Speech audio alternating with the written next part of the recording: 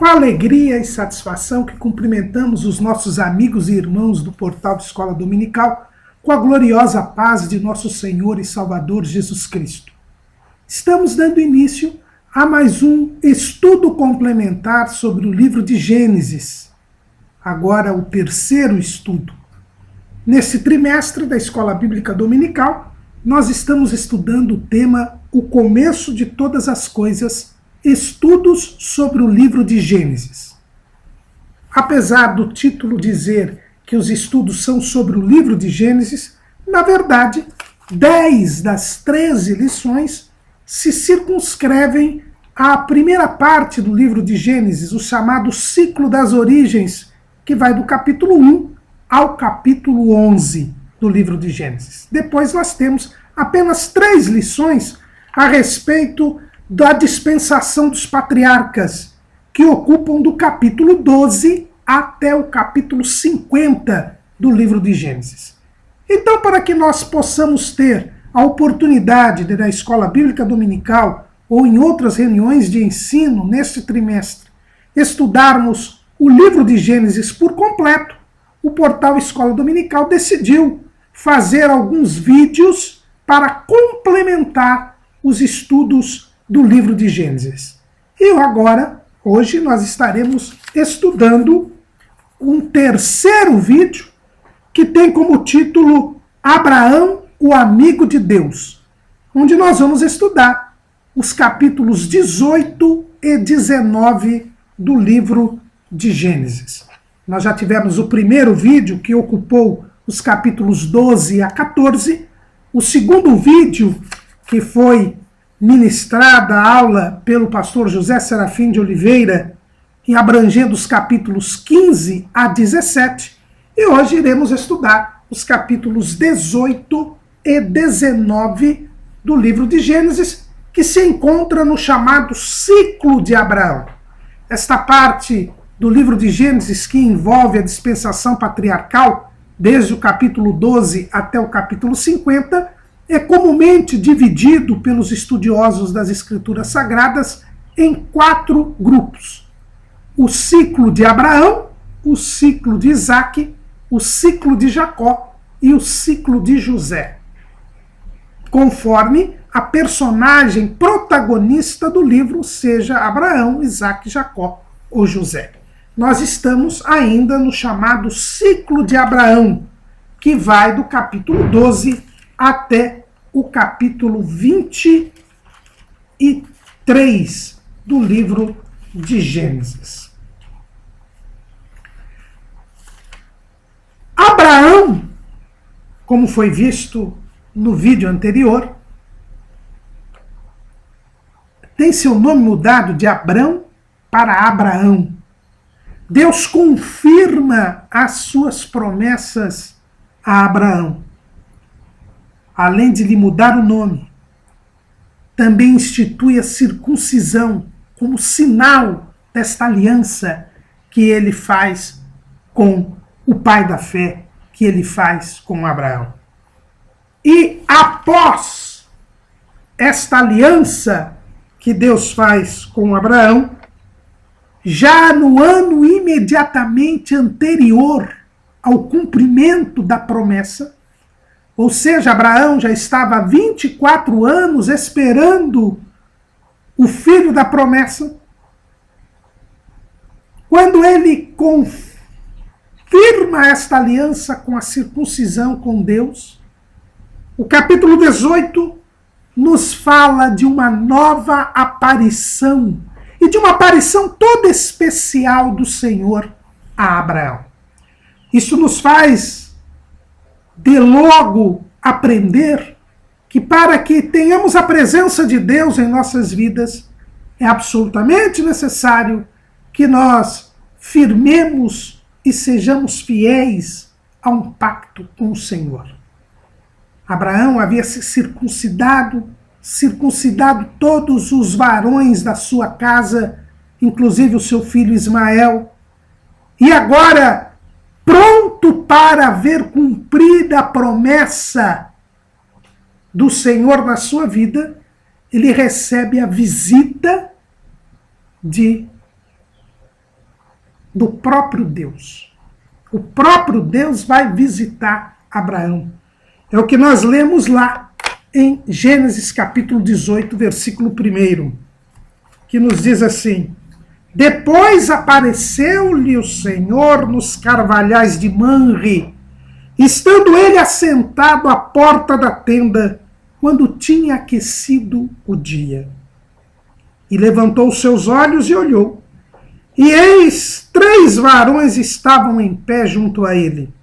E vendo-os, correu da porta da tenda ao seu encontro e inclinou-se à terra.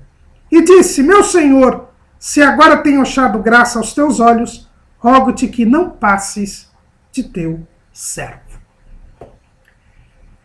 Abraão estava à porta da tenda, quando o dia já estava quente, no momento de grande calor, provavelmente era verão.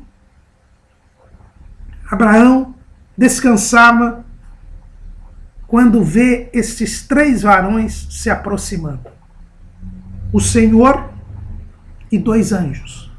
Isso nós entendemos bem, porque lá em Gênesis capítulo 19, quando diz que o Senhor acabou de falar a Abraão, o Senhor se ausenta e 2 desses 3 varões vão a Sodoma e são denominados de 2 anjos. Portanto, o Senhor aparece aqui e entendem os teólogos que se trata de mais uma teofania de Jesus.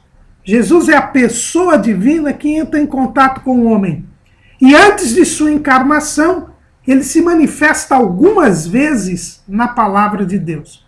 Nós vemos no Antigo Testamento o Senhor Jesus se apresentando, aparecendo algumas vezes durante a narrativa bíblica, antes de sua encarnação.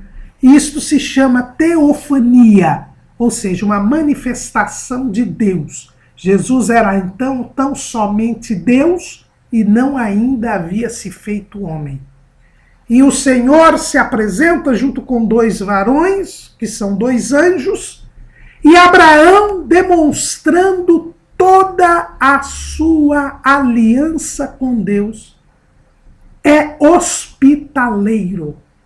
Quando ele vê esses 3 varões se aproximando, ele vai ao encontro deles e se inclina a um deles. Teria Abraão identificado o Senhor? Provavelmente, pois ele se dirige a um deles apenas, inclinando-se à terra, adorando a Deus. Era um homem de fé, um homem que havia crido em Deus, um homem que tinha comunhão com Deus, um homem que tinha, portanto, discernimento espiritual. Abraão tinha o Espírito de Deus. Ele é chamado de profeta. Na Bíblia Sagrada. Portanto, ele é alguém que tinha o Espírito de Deus. Ele é chamado de profeta. E desta maneira, aliás, é o primeiro personagem da Bíblia que é chamado de profeta. Embora não tenha sido o primeiro profeta. O primeiro profeta que a Bíblia assim denomina foi Enoque, porque lá em Judas é dito que Enoque profetizou. Então Enoque, ele era profeta. Mas Abraão é chamado de profeta. E por ser chamado de profeta, ele tinha o Espírito de Deus. Porque quem é o profeta? É aquele que traz a mensagem de Deus, é o porta-voz de Deus para o povo. E nós vemos isso em Gênesis 27.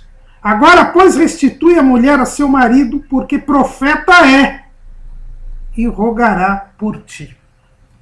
Então, o próprio Deus chama Abraão de profeta, é a primeira pessoa que é chamada de profeta na Bíblia explicitamente, e isso mostra que ele tinha o Espírito de Deus. Então é muito provável, é razoável imaginarmos que ele identificou o Senhor, sentiu ser o Senhor e o adorou. Mas ele queria o bem daquelas pessoas. Ainda que ele não tenha identificado o Senhor como o Senhor, a verdade é que ao ver aqueles 3 varões, ele quis ser hospitaleiro, quis hospedá-los. Veja que o dia já estava quente, veja que o calor era forte, que havia todas as razões possíveis para que ele, cansado, não tomasse a iniciativa de acolher e hospedar aqueles homens, mas Abraão era altruísta. Ele era um homem que estava em comunhão com Deus, e quem está em comunhão com Deus tem o mesmo sentimento de Deus, tem o amor de Deus no seu coração. Quem tem o Espírito Santo tem o amor de Deus no seu coração, porque o amor de Deus é derramado pelo Espírito Santo. É o que nós lemos lá em Romanos 5:5. E, portanto, ele é hospitaleiro. O escritor aos Hebreus, muito provavelmente se referindo a este episódio, ele diz o seguinte em Hebreus capítulo 13, versículos 1 e 2. Permaneça a caridade fraternal. Não vos esqueçais da hospitalidade, porque por ela alguns, não o sabendo, hospedaram anjos. Aqueles 2 varões eram os anjos, um era o próprio Senhor. Abraão estava à porta da tenda com um dia aquecido, mas ao ver aqueles 3 varões, ele vai ao encontro deles, se inclina em terra e pede para que eles fiquem, para que eles não passem. E logo em seguida, ele se oferece em trazer um pouco de água, em lavar os pés daqueles viajantes e os convidar a que se recostassem debaixo da árvore. Provavelmente a árvore onde estava Abraão, à porta da tenda.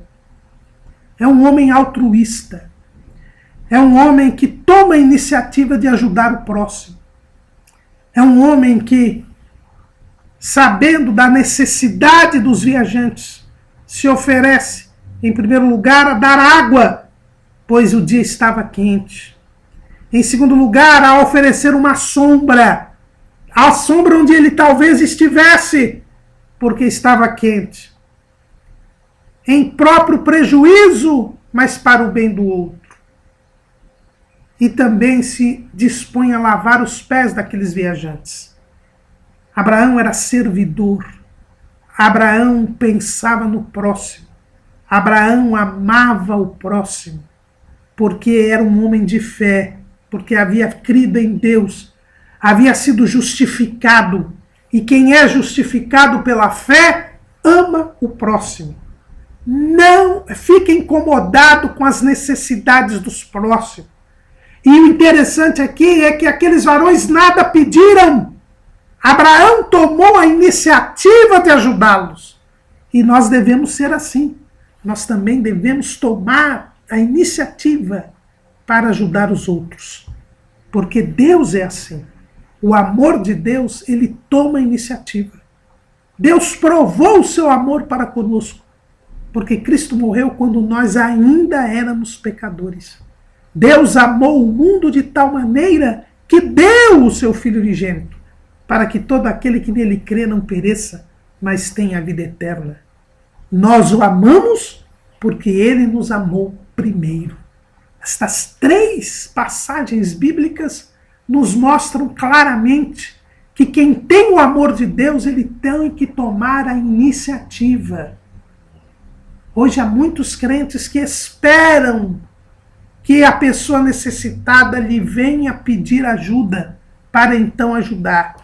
Mas esse não é o amor de Deus. O amor de Deus, ele toma a iniciativa. Abraão era hospitaleiro, ele viu aqueles 3 varões e tomou a iniciativa de suprir-lhes as necessidades, lavando os seus pés, colocando-os debaixo da árvore onde ele mesmo estava e oferecendo água. Abraão abriu mão do seu conforto para ajudar o necessitado. E nós, como crentes, espiritualmente filhos de Abraão, precisamos ter a mesma conduta. Abraão não havia se circuncidado apenas por uma imposição divina ou por um ritual, mas aquela circuncisão externa revelava também uma circuncisão do coração. Abraão era alguém que amava o próximo, que amava a Deus, que tinha discernimento espiritual para adorar a Deus e reconhecê-lo, mas também tinha a iniciativa de agradá-lo. Em seguida, Abraão disse que traria pão e depois ainda mandou que Sara amassasse 3 medidas de flor de farinha e fizesse bolos. Como se isto fosse pouco, Abraão correu às vacas, tomou uma vitela tenra e boa, deu ao almoço, que se apressou em prepará-la. Tomou manteiga, leite, a vitela que tinha preparado e pôs tudo diante deles. E ele estava em pé junto a eles, debaixo da árvore, e comeram. Abraão mostrou todo o seu empenho em suprir as necessidades daqueles viajantes. Foi e pegou uma vitela tenra e boa, abateu um animal, preparou a refeição, mandou que Sara preparasse bolos, e aí fez uma refeição com aqueles homens. Debaixo da árvore, à sombra, aqueles homens comeram. E nós não podemos esquecer que a refeição no Oriente é o símbolo da comunhão. Abraão deu o que tinha de melhor para Deus, para aqueles 2 anjos. Abraão fez questão de comer com eles. Abraão estava em comunhão. E nós perguntamos, será que nós estamos em comunhão com Deus? Será que nós oferecemos o nosso melhor para Deus? Veja que ele buscou uma vitela tenra e boa e mandou que houvesse pressa na preparação daquela alimentação, daquela refeição. Será que nós temos comunhão com Deus? Será que nós estamos oferecendo o melhor para Deus? Após aquela refeição, aqueles homens perguntaram onde estava Sara. E Abraão disse que ela estava na tenda. E aí o Senhor reafirma e marca a data do cumprimento da promessa que já demorava 24 anos. E disse, certamente tornarei a ti por este tempo da vida, e eis que Sara, tua mulher, terá um filho. E ouviu Sara a porta da tenda que estava atrás dele. E eram Abraão e Sara já velhos e adiantados em idade. Já Sara havia cessado o costume das mulheres. Assim, pois, riu-se Sara consigo, dizendo, terei ainda deleite depois de haver envelhecido, sendo também o meu senhor já velho? E disse o Senhor a Abraão, por que se riu Sara, dizendo, na verdade gerarei eu ainda, havendo já envelhecido? Haveria coisa alguma difícil ao Senhor? Ao tempo determinado, tornarei a ti por este tempo da vida, e Sara terá um filho. E Sara negou, dizendo, não me ri, porquanto temeu. E ele disse, não digas isso, porque te riste.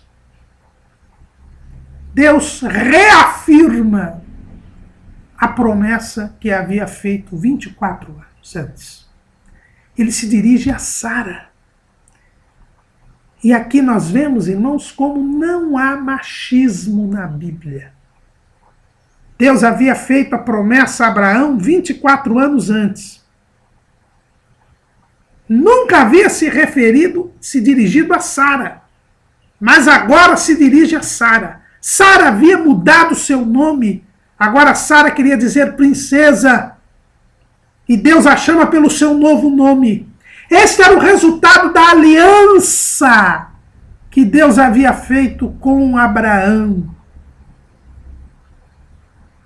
cujo sinal era a circuncisão. Sara estava inserida nesta aliança. E por causa daquela comunhão representada por aquela refeição, Sara, que estava à porta da tenda, recebe uma mensagem direta da parte de Deus. Deus diz para Sara que ela teria um filho.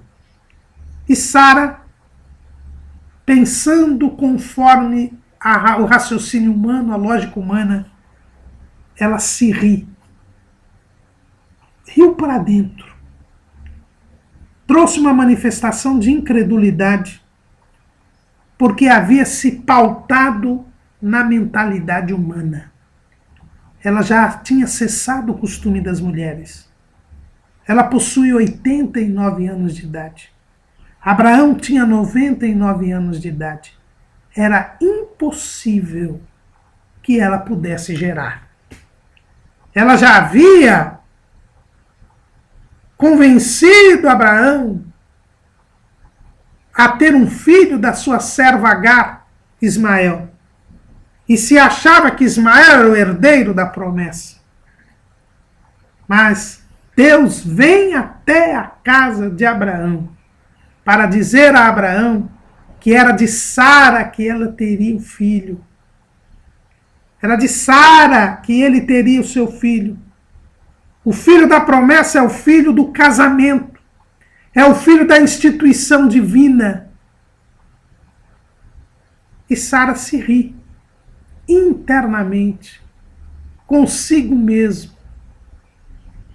Mas o Senhor mostra a sua onisciência, porque se dirige a Sara e diz: por que se riu Sara? Dizendo, na verdade, gerarei ainda, havendo já envelhecido. Sara teme neste momento, porque o Senhor revela que conhece os corações. Assim como ele viu o riso de Sara, que foi interno, ele vê o nosso coração. Não adianta querermos esconder algo de Deus. Podemos enganar todos os que estão à nossa volta, mas jamais enganaremos a Deus. Sara riu consigo. No seu coração ela diz: terei ainda deleite depois de haver envelhecido, sendo também o meu Senhor já velho? Mas o Senhor conhece os corações. O Senhor revelou. Sara ainda tentou negar: eu não me ri. Mas o Senhor a repreende dizendo: não digas isto, porque te riste. Ela temeu. Ela se arrependeu. E Deus então cumpre o propósito da sua visita ao lar de Abraão. O primeiro propósito era o de dar a data do cumprimento da promessa, de reafirmar a promessa, mostrando que não era Ismael o herdeiro, mas sim aquele que viria do ventre de Sara. Aí Deus mostra o segundo propósito da sua visita a Abraão. Abraão havia firmado uma aliança com Deus. Abraão havia confiado em Deus. Abraão tinha um sinal na sua carne e tinha um sinal no seu coração desta aliança com Deus. E Deus então trata Abraão como amigo. É por isso que nós demos o título deste estudo complementar de Abraão, o amigo de Deus. Em Isaías 41:8, nós vemos Deus chamando Abraão de amigo. Está assim escrito em Isaías 41:8: mas tu, ó Israel, servo meu, tu, Jacó, a quem elegi, semente de Abraão, meu amigo. nesta escalada espiritual de Abraão, crescendo a cada dia na fé, e nós temos observado isso no ciclo de Abraão. Vimos no nosso primeiro vídeo o início da peregrinação de Abraão, ainda Abrão. Agora ele já é o homem de Deus da aliança da promessa, e agora ele já é o amigo de Deus. Por ser amigo de Deus, Deus resolve lhe revelar um segredo, um mistério. Porque o amigo, ele é confidente. O amigo, ele fica sabendo das coisas que o seu amigo fará. Não há segredo entre amigos. É por isso que Jesus, lá em João, capítulo 15, e no versículo 16, aliás, no versículo 15, ele diz o seguinte: já vos não chamarei servos, porque o servo não sabe o que faz o seu senhor, mas tenho-vos chamado amigos, porque tudo quanto ouvi de meu Pai vos tenho feito conhecer. Abraão era um amigo de Deus. Já tinha chegado a este patamar na sua escalada espiritual. E por isso, está escrito lá em Gênesis 18 e 17. E disse o Senhor: ocultarei eu a Abraão o que faço, visto que Abraão certamente virá a ser uma grande e poderosa nação, e nele serão benditas todas as nações da terra? Porque eu o tenho conhecido de que ele há ordenar a seus filhos e a sua casa depois dele, para que guardem o caminho do Senhor, para obrarem com justiça e juízo, para que o Senhor faça vir sobre Abraão o que acerca dele tem falado. Disse mais o Senhor: porquanto o clamor de Sodoma e Gomorra se tem multiplicado, e porquanto o seu pecado se tem agravado muito, descerei agora e verei se com efeito tem praticado segundo este clamor que é vindo até mim, e se não, sabê-lo-ei. Então viraram aqueles varões o rosto dali e foram-se para Sodoma, mas Abraão ficou ainda em pé diante da face do Senhor. Abraão era amigo de Deus. Abraão era profeta de Deus. E por isso Deus quis revelar a Abraão que ele haveria de destruir as cidades da planície: Sodoma, Gomorra, Adimá, Zeboim e Zoar. Aquelas 5 cidades da planície, das campinas verdejantes, para onde havia ido Ló. Lugar extremamente fértil, mas também lugar extremamente pecaminoso. Deus resolvera destruir aquele povo e revela isto a Abraão, porque ele é seu amigo. E o amigo sabe aquilo que o Senhor vai fazer, porque ele é profeta. E como diz o profeta Amós, lá no capítulo 3, versículo 7, certamente o Senhor Jeová não fará coisa alguma sem ter revelado o seu segredo aos seus servos, os profetas. Se somos espiritualmente filhos de Abraão, também Deus nos revelará os seus segredos. Deus também nos fará saber o que ele há de fazer. É por isso que na igreja nós temos os dons espirituais de revelação, o dom de profecia, o dom de interpretação das línguas, o dom da palavra do conhecimento, aliás, os dons de revelação, melhor dizendo, o dom da palavra do conhecimento, da palavra, ou palavra da ciência, o dom da palavra da sabedoria, o dom do discernimento dos espíritos. E nós também temos os dons de elocução. Aí sim, o dom de línguas, o dom de interpretação de línguas e o dom de profecia. Deus está e mandou o Espírito Santo para que o Espírito Santo conduza, guie e dirija a igreja. e nós fiquemos a saber das coisas que Deus há de fazer por nós, de que Ele há de fazer neste mundo. O crente não pode ser alguém desavisado, alguém desinformado.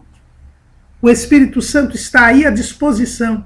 E quem está em verdadeira comunhão com Deus, quem é amigo de Deus, quem cumpre com o seu compromisso, o seu pacto com Deus, tem a revelação de Deus. Deus disse: eu não vou ocultar a Abraão o que eu vou fazer. E não vou fazê-lo primeiro, porque eu vou cumprir em Abraão tudo quanto eu tenho prometido. E porque Ele é fiel, que Ele vai ordenar os seus filhos e a sua casa depois dele, para guardar o caminho do Senhor, para obrar com justiça e juízo. Abraão já estava num patamar espiritual de amor ao próximo, de olhar voltado para o outro. E por causa disto, Abraão iria ensinar os seus filhos o caminho que eles deveriam andar. E por isso Deus não ocultava dele o que havia de fazer. E por que Deus conta a Abraão que iria destruir Sodoma e Gomorra? Porque ele era misericordioso. Ele conta a Abraão para que Abraão possa interceder pelo povo de Sodoma e de Gomorra.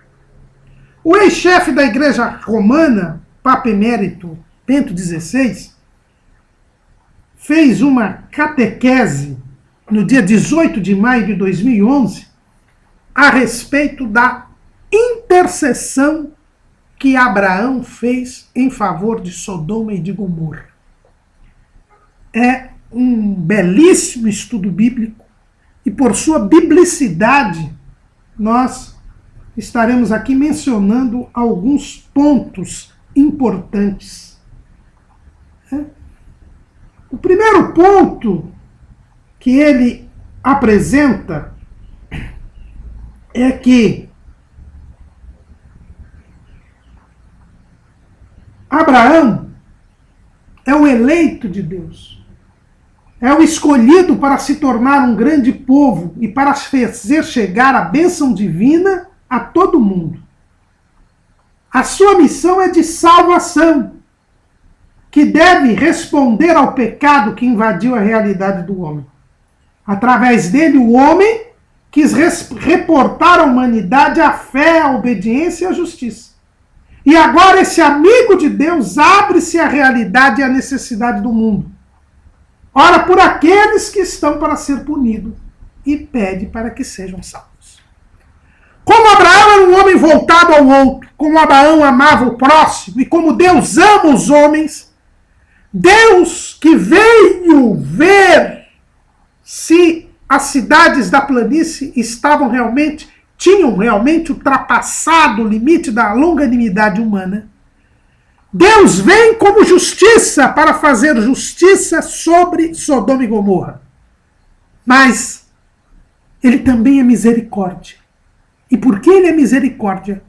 Antes de mandar os anjos a Sodoma e Gomorra, a Sodoma, para destruir Sodoma e Gomorra, Adimá, Zeboim e Zoar, Deus vai e avisa isto a Abraão. Porque como Abraão era justo, como Abraão temia Deus, ele poderia interceder pelo povo de Sodoma, Gomorra, Adimá, Zeboim e Zoar. Porque Deus só ouve aquele a quem teme a Deus. Está lá em João, no capítulo 9, no versículo 31. Ora, nós sabemos que Deus não ouve a pecadores, mas se alguém é temente a Deus e faz a sua vontade, aí se ouve. O homem que é justificado pela fé, ele intercede pelos pecadores. Ele é um instrumento da misericórdia divina. Deus é justiça. Aquelas cidades haviam extrapolado o limite da paciência de Deus. Mas Deus dá uma oportunidade àquelas cidades, contando o fato a Abraão.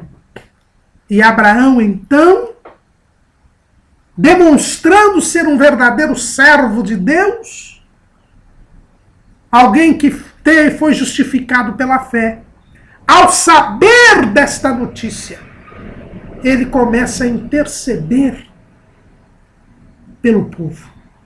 Em primeiro lugar, ele intercede pelos inocentes. E chegou-se Abraão dizendo: destruirás também o justo com o ímpio? Se porventura houver 50 justos na cidade, destruirás também e não pouparás o lugar por causa dos 50 justos que estão dentro dela?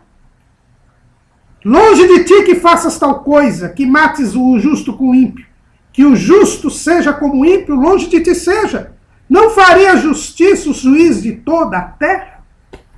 Abraão, ao saber da iminente destruição daquelas cidades, por amar o próximo, por querer a sua salvação, por compreender que a sua missão é ser o pai daquele que haveria de salvar o mundo, Abraão, ele intercede primeiro pelos inocentes. Ele diz: Senhor, o Senhor vai destruir o inocente com o justo? Isso não é justo. Não generalize o juízo. Poupe os inocentes. Abraão sabe que Deus poupa o inocente. Ele não toma o culpado por inocente, nem o inocente por culpado. Talvez tenha lembrado do dilúvio, quando Deus poupou Noé e a sua família. E ele, em primeiro lugar, intercede pelos inocentes. Bento XVI diz assim: Abraão coloca diante de Deus a necessidade de evitar uma justiça sumária. Se a cidade é culpável, é justo condenar o seu crime e infligir a pena. Mas, afirma o grande patriarca, seria injusto punir de modo indiscriminado todos os habitantes. Se na cidade há alguns inocentes, esses não podem ser tratados como os culpáveis. Deus, que é um juiz justo, não pode agir assim, diz Abraão justamente a Deus. Mas Abraão vai além. Ele não apenas intercede pelos inocentes, mas ele também intercede pelos culpados. Ele diz ao Senhor, se o Senhor encontrar 50 justos na cidade, poupa a cidade inteira, por amor daqueles justos. Abraão está aí reconhecendo a misericórdia de Deus. O que é a misericórdia de Deus, irmãos? É Deus não dar ao homem aquilo que ele merece.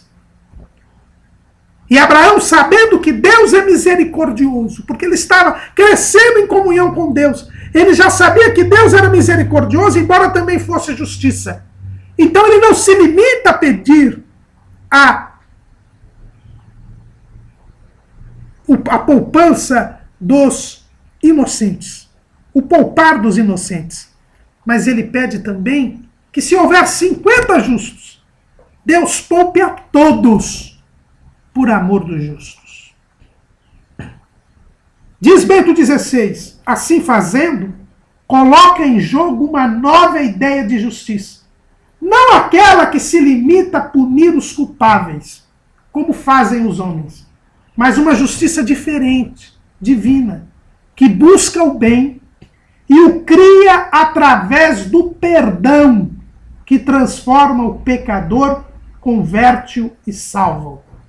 Com a sua oração, portanto, Abraão não invoca uma justiça meramente retributiva, mas uma intervenção de salvação, que, tendo em conta os inocentes, liberte da culpa também os ímpios, perdoando-os. O pensamento de Abraão, que parece quase paradoxal, poderia ser sintetizado assim: obviamente não se podem tratar os inocentes como os culpáveis. Isso seria injusto.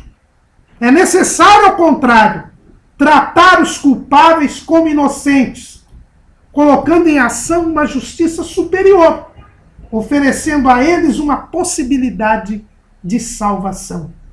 Porque se os malfeitores aceitam o perdão de Deus e confessam as culpas, deixando-se salvar, não continuarão mais a fazer o mal, tornar-se-ão também esses justos, sem mais necessidade de serem punidos. Abraão assume o papel daquele instrumento que quer a salvação dos homens. Ele tinha o mesmo sentimento de Deus, porque Deus é assim. Lá em 1 Timóteo, capítulo 2, versículo 4, diz que Deus quer que todos os homens se salvem e venham ao conhecimento da verdade. Este é o verdadeiro sentimento de quem é justificado pela fé. Ele não quer o juízo de Deus. Ele quer que todos os homens se salvem. É por isso que Abraão, ele, num primeiro momento, pede que os inocentes sejam poupados. Mas no segundo momento, ele pede que todos sejam poupados por causa dos justos. E compreendendo a misericórdia de Deus, Abraão vai diminuindo o número. Deus diz, e ele estava tanto de acordo com a vontade de Deus, que Deus aceita a sua proposta.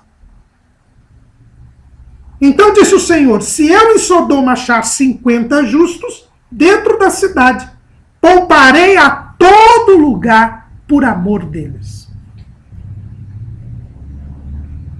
Abraão estava segundo o coração de Deus. Deus quer que todos os homens se salvem. E Abraão, vendo que Deus havia concordado em poupar a cidade se houvesse 50 justos, ele continua investindo na misericórdia de Deus. E ele diminui o número para 45. Depois ele diminui o número para 40. Depois ele diminui o número para 30. Depois ele diminui o número para 20. E por fim ele diminui o número para 10. E em todas estas diminuições de número, Deus concorda com Abraão. Se houver 10 justos em Sodoma, eu não destruirei a cidade. Diz Bento 16.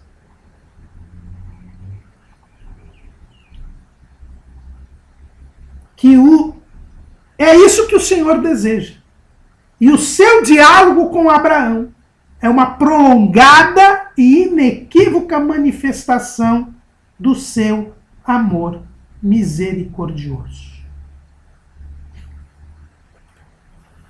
Abraão para nos 10. Porque achava ele que na cidade, que era grande, naquelas todas cidades, era impossível que não houvesse 10 justos. Era impossível que Ló, que era justo, a Bíblia diz que Ló era justo, embora estivesse no lugar errado, ele era justo.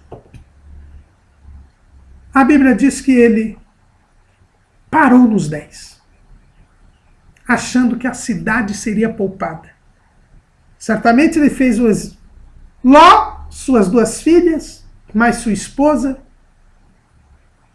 são 4. Será que eles não ganharam 6 para Sodoma? Para Deus? Ele para nos 10. E por parar nos 10, a cidade não foi poupada, porque não havia 10 justos naquela cidade.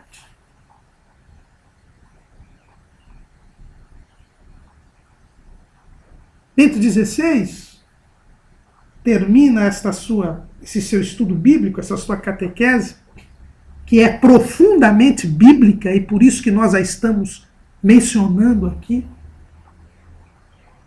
Ele diz assim, que a misericórdia de Deus não parou onde Abraão parou. Mais adiante, quando ele levanta o profeta Jeremias nós vemos como a misericórdia de Deus é maior do que o que Abraão imaginava. Em Jeremias, no capítulo 5, no versículo 1, está escrito: Dai voltas às ruas de Jerusalém, e vede agora e informai-vos, e buscai pelas suas praças, a ver se achais alguém, ou se há um homem que pratique a justiça, ou busque a verdade, e eu lhe perdoarei. Diz Bento XVI que quando Jeremias prega para o povo e diz para o povo voltar a servir a Deus, senão Jerusalém e o templo seriam destruídos e o povo levado em cativeiro, Deus não exige 10 justos, basta que houvesse um e Deus perdoaria o povo. Mas não havia sequer um. Mas a misericórdia de Deus vai além.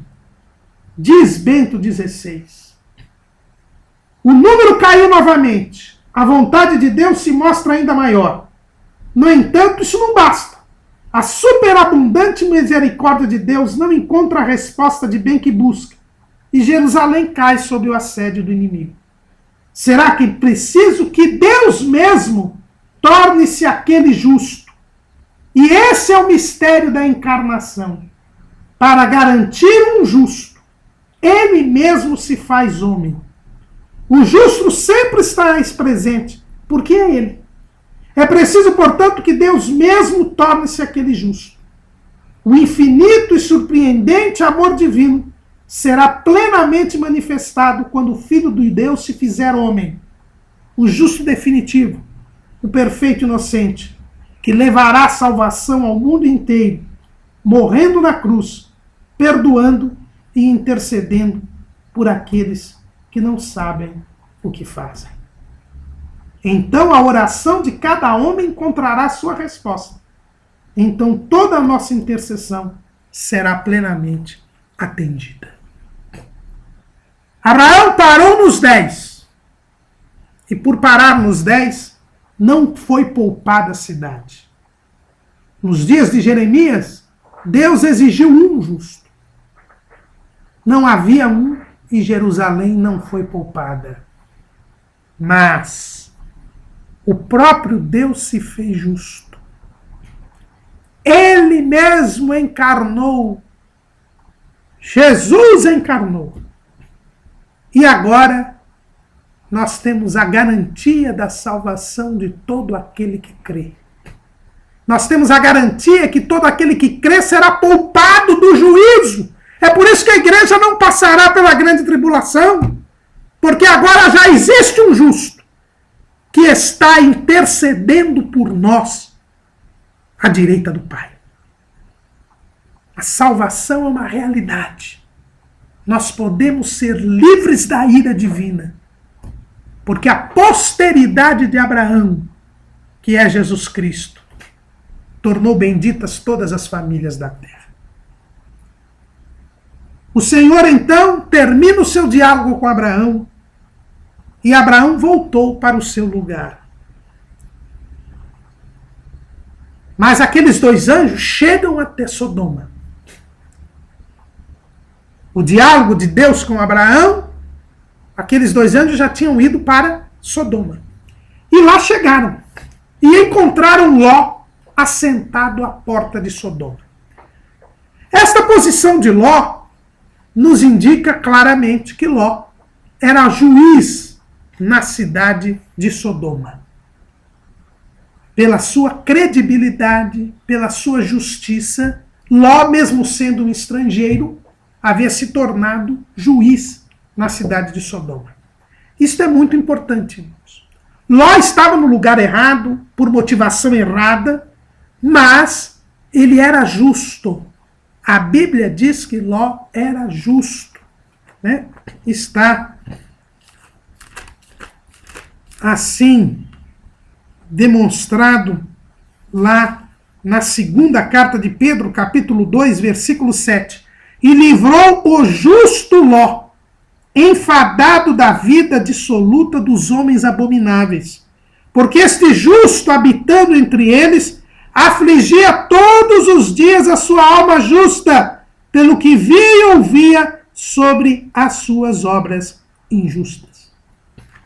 Então Ló não se misturou com o pecado de Sodoma. Estava num ambiente ruim, estava no lugar errado, havia tido motivações erradas para estar ali, mas muito provavelmente, depois que foi libertado do cativeiro por Abraão, ele se desprendeu, em parte pelo menos, das coisas terrenas e se afligia todos os dias com a injustiça que via em Sodoma. Mas ele era um juiz em Sodoma. Nós temos esta certeza, primeiro porque ele estava à porta da cidade, e quem ficava à porta da cidade normalmente era o juiz, e no versículo 9 do capítulo 19, quando estão tentando invadir a casa de Ló, ele diz assim: como este estrangeiro, este indivíduo veio aqui habitar e quereria ser juiz em tudo. Então, apesar da oposição de muitos sodomitas, apesar dele estar contra o pecado da cidade, a cidade ser contra ele, ele era justo. Isto prova que é possível sermos justos e santos no meio de um mundo corrompido. O apóstolo Paulo, ele nos indica isso lá em Filipenses, no capítulo 2 de Filipenses, no versículo 14. Fazei todas as coisas sem murmurações nem contendas, para que sejais irrepreensíveis e sinceros, filhos de Deus inculpáveis no meio de uma geração corrompida e perversa, entre a qual resplandeceis como astros no mundo. Ló tinha um comportamento impecável, Ló tinha um comportamento de justiça, Ló estava servindo a Deus, tanto que, sendo estrangeiro, se tornou um juiz. E todos os dias se afligia pela injustiça que ele ouvia e via. Será que nós somos assim? Será que nós somos filhos de Deus inculpáveis no meio de uma geração perversa e corrompida? Será que nós somos luz do mundo e sal da terra?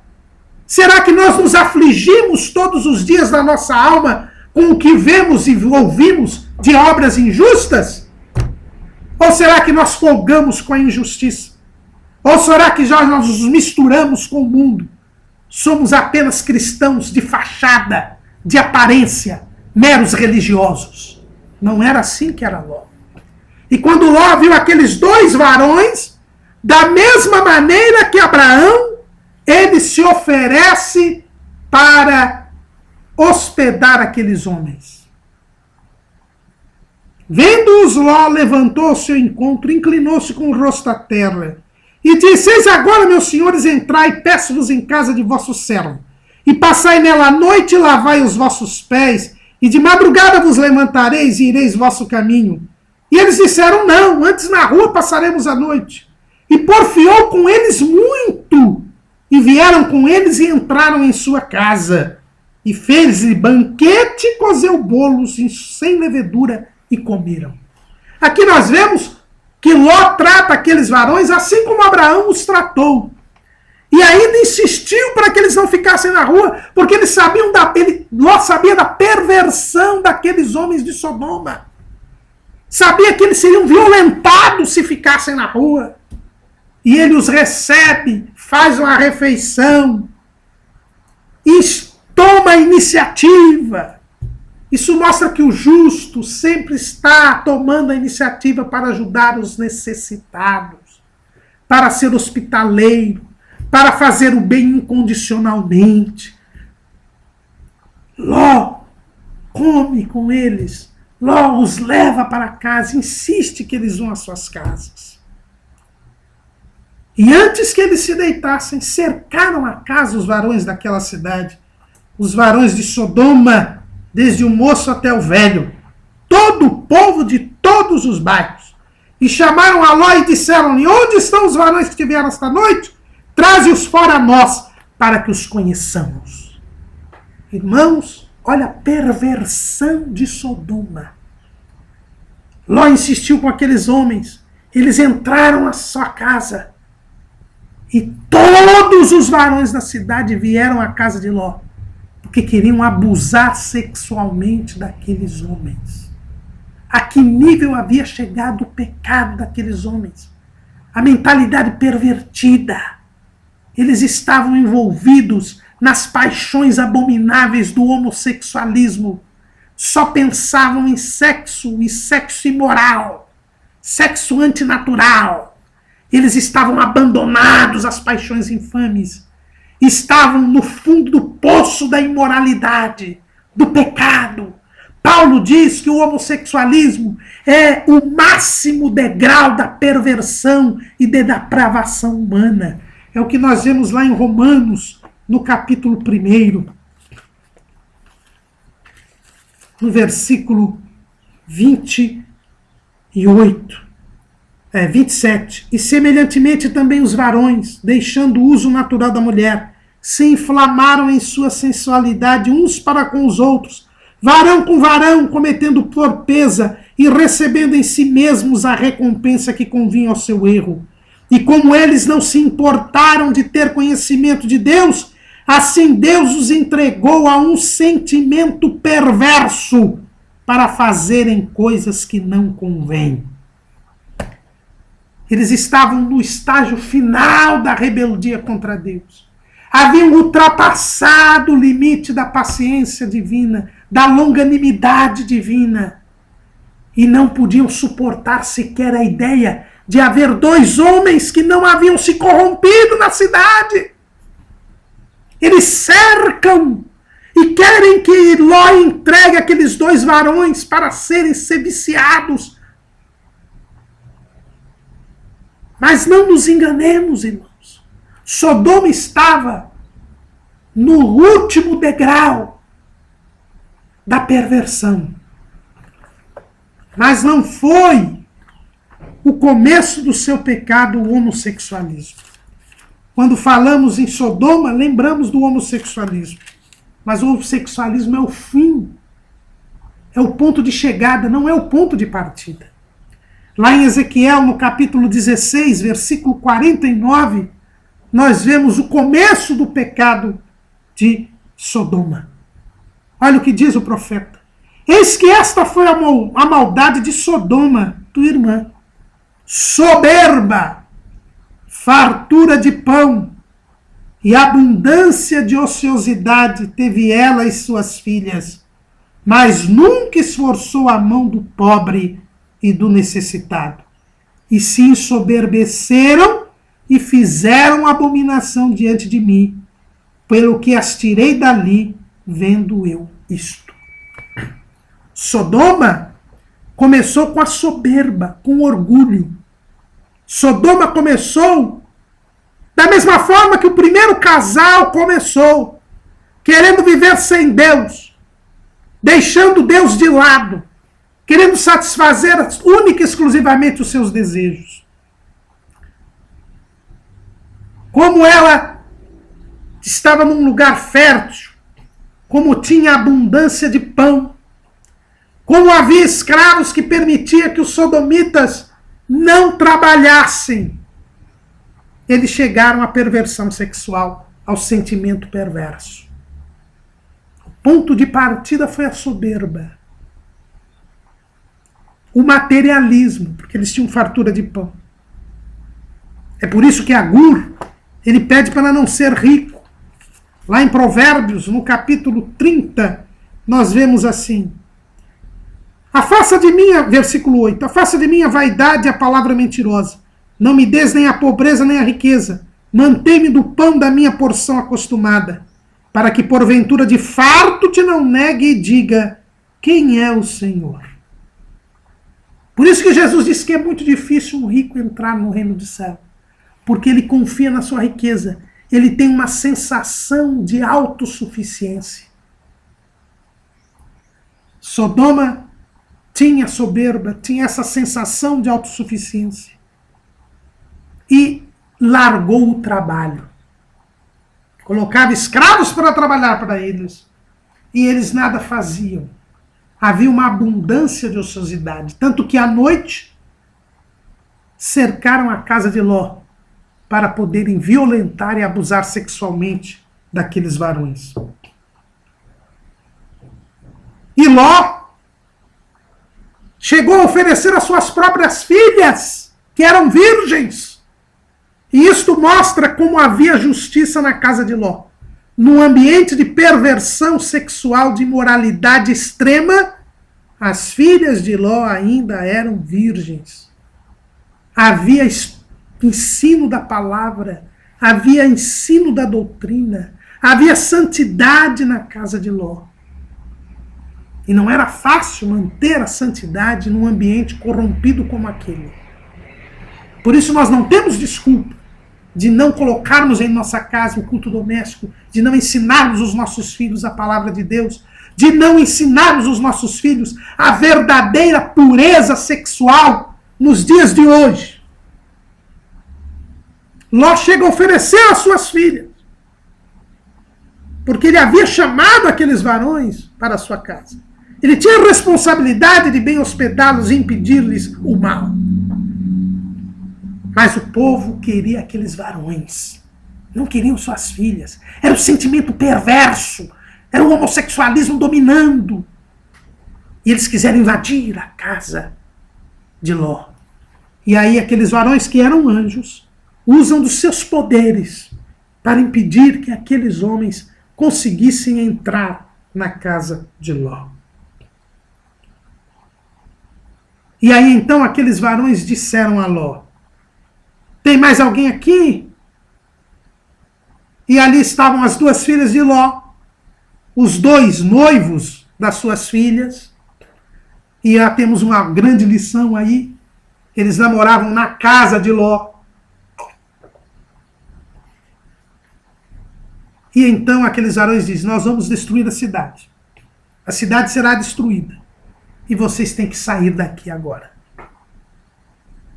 Ló fala isso para os seus genros. Mas eles não creem. Eles zombam de Ló. E Ló fica titubeante. Já estava amanhecendo. E Ló ainda não tinha se decidido sair da cidade. Os seus genros zombaram dele. E provavelmente foram embora de casa. E Ló ainda se demorava, ele estava preso às coisas materiais. Por isso que eu disse que ele não estava totalmente desprendido das coisas materiais. Ele pensava no seu patrimônio, na sua posição social. Ele dizia: olha, mas eu sempre fui justo. Eu nunca pequei, mesmo estando nessa cidade. Eu vou perder a minha condição de juiz. Eu vou perder o meu patrimônio. Ele estava titubeante, vacilante, mas pela intercessão de Abraão, que havia pedido que os inocentes fossem poupados, a Bíblia diz que aqueles anjos apertaram Ló com Ló. Pegaram pela mão dele, das suas filhas e da sua mulher, e levaram Ló para fora de Sodoma. E disse: escapa-te por tua vida. Não olhes para trás e não pares em toda esta campina. Escapa para o monte, para que não pereças. Ló precisou ser arrastado pelos anjos, porque estava vacilante. Irmãos, será que nós não estamos assim? Embora vivendo santamente, embora não se corrompendo, preso às coisas desta vida, os anjos arrastaram Ló e sua família para fora de Sodoma. Por causa da intercessão de Abraão. Mas no dia da volta de Jesus, não haverá anjos para nos arrastar. Nós precisamos estar decididos a servir a Deus, a não olhar para trás, a não ficar preso com as coisas do mundo, a caminhar sem parar para a Nova Jerusalém. Já fora da cidade, os anjos disseram: escapa-te por tua vida, não olha para trás e corre para o monte. Enquanto você não chegar lá, nós não poderemos destruir a cidade. Porque Deus poupa os inocentes. Mas Ló não quis ir para o monte. Ele disse, não, deixa eu ir para uma outra cidade. E Deus ouviu o pedido de Ló. Porque Deus ouve aquele que teme a Deus. E por isso Zoar, que era uma das 5 cidades que deveriam ser destruídas, não foi destruída. Ló pediu para ir para Zoar, que era a menor das cidades. E Deus poupou Zoar por causa de Ló, mostrando que a sua misericórdia era maior do que imaginava Abraão. Até mesmo no juízo de Sodoma e Gomorra, nós vemos a misericórdia de Deus. Ló fugiu para Zoar. E quando Ló chega a Zoar, Deus então manda o juízo sobre Sodoma, Gomorra, Adimá e Zeboim. Como Deus havia dito que nunca mais destruiria o mundo com água, ele manda fogo e enxofre. E a cidade de Sodoma, Gomorra, Adimá e Zeboim são destruídas estas cidades. E hoje, onde se vê estas cidades, existe o Mar Morto, que é o lugar mais inóspito da face da terra. O seu nome já diz Mar Morto. A quantidade de sal é tão grande, como fruto desta chuva de fogo e enxofre, das reações químicas decorrentes desta destruição, que não há vida até hoje lá no Mar Morto. O lugar mais baixo do planeta. O lugar mais inóspito, inabitável, que fica ali como um sinal de Deus, para que todos os homens se arrependam e venham ao conhecimento da verdade. Ló nem ficou em Zoar. Ao ver aquela destruição total, ele acaba indo para um monte, para onde Deus o havia mandado. E termina os seus dias numa caverna, sem patrimônio, sem servos, sem descendência. Suas filhas acabam embebedando a Ló para que a semente de Ló prosseguisse. Suas filhas engravidam dele próprio. E dali vem 2 povos que seriam povos que dariam muito trabalho para o povo de Israel. O povo moabita e o povo amonita, que hoje já não mais existem. Ló, um justo que escapa pela sua vida. Alguém que por amar as coisas terrenas, deixou de ganhar pessoas para Deus, deixou de trazer benefícios a outros. Foi para o lugar errado na hora errada. Pela misericórdia de Deus, ainda conseguiu ser poupado. Haverá muitos crentes assim, que farão obras de palha, de feno e de madeira, que servem a Deus displicentemente. São fiéis, são santos, mas não fazem a obra de Deus como deveria ser feita. Limitam-se a servir a Deus. Não ganham ninguém para Jesus.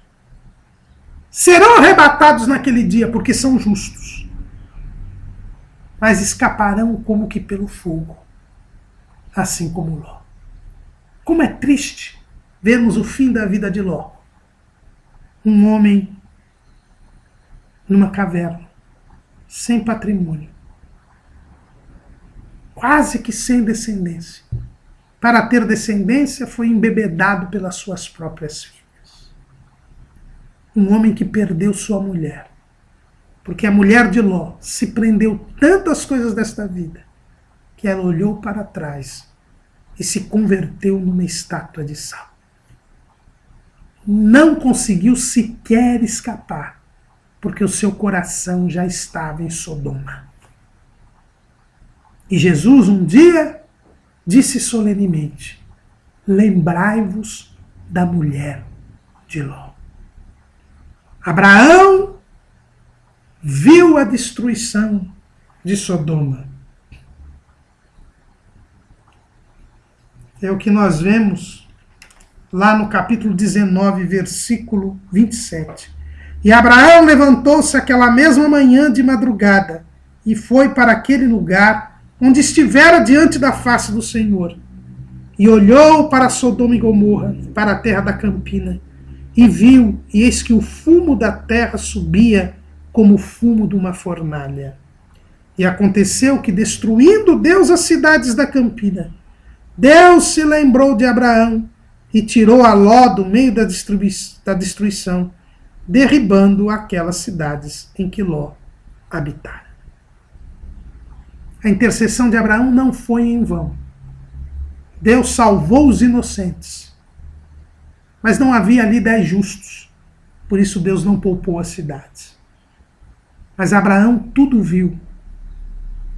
Abraão de tudo soube. E Abraão estava no mesmo lugar em que estivera diante da face do Senhor.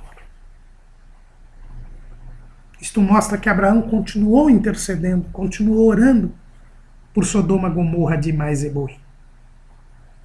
O amigo de Deus é ouvido por Deus. O amigo de Deus, ele ama o próximo. O amigo de Deus traz bênção para os inocentes. O amigo de Deus intercede pelos culpados. O amigo de Deus tem a mesma misericórdia que tem o Senhor. E que nós possamos ser como Abraão. Que nós intercedamos pelos pecadores. Que nós desejemos salvar a todos quantos pudermos.